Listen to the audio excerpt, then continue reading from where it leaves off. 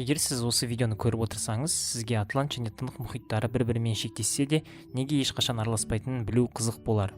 Сонымен ғалымдардың пікірінше, алыс ғарыш кеңістігі мұхиттарға қарағанда көбірек зерттелген, және жер бетінің жартысын қамтып жатқан Атлант және Тынық мұхиттары жаратылыстар үшін планетаның ең үлкен мұхиттық мекендейтін аймағы болып табылады. Ғалымдар мұхиттың түбінде қанша түр тіршілік ететінін нақты айта алмайды. Алайда кейбір болжамдар бойынша шамамен 700 мыңнан 1 миллионға дейін теңіз флорасы мен фаунасының түрлері бар. Олардың 91%-дан астамы ғылымға белгілі болғанымен, мұхиттар туралы көптеген жұмбақтар әлі шешілмеген, және олар бүкіл әлемдегі ғалымдар мен географтарды таң қалдырып қызықтырады.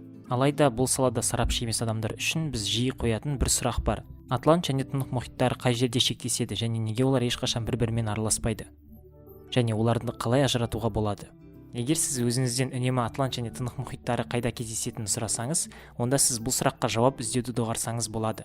Олар оңтүстік Американың ең оңтүстік нүктесінде орналасқан Кейп Хорн деп аталатын жартасты мүйісте бір-бірімен шектеседі. Сонымен біз мұхиттардың қай жерде кездесетінін білдік. Енді келесі кезекте техникалық сұраққа көше аламыз. Олар бір-бірімен араласады ма әлде жоқ па?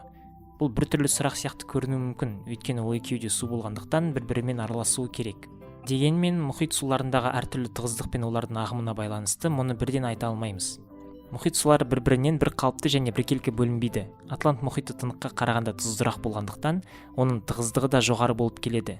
Ал бұл өз кезегінде екі мұхит шектесетін жерде біркелкі емес шекара іспетті сызық құрайды. Сонымен неге екі мұхит су бір-бірімен араласпайды? Бұл таңғажайып құбылыстың себебі су тығыздығымен, тұздылықпен, галоклин, температурамен, термоклин және байланысты галоклин-термоклин температурасы және еріген мұздық суымен Аляска шығанағындағы жағалау суларымен байланысты.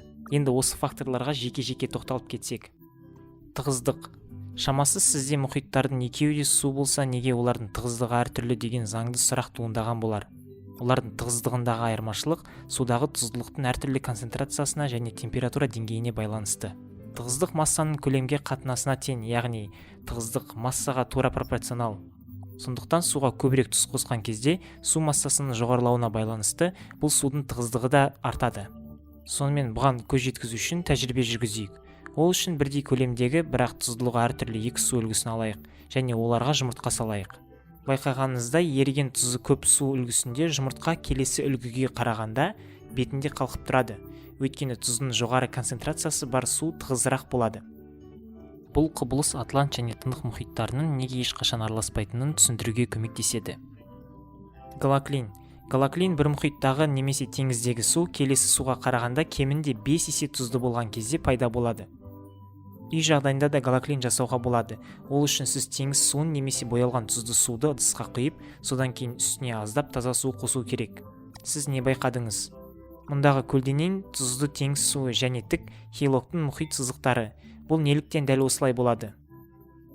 Біріншіден, екі мұхиттың су тығыздығындағы айырмашылық олардың біреуін түсіріп екіншісін көтеретіндей соншалықты үлкен болмағанымен, олардың араласпауы үшін жеткілікті.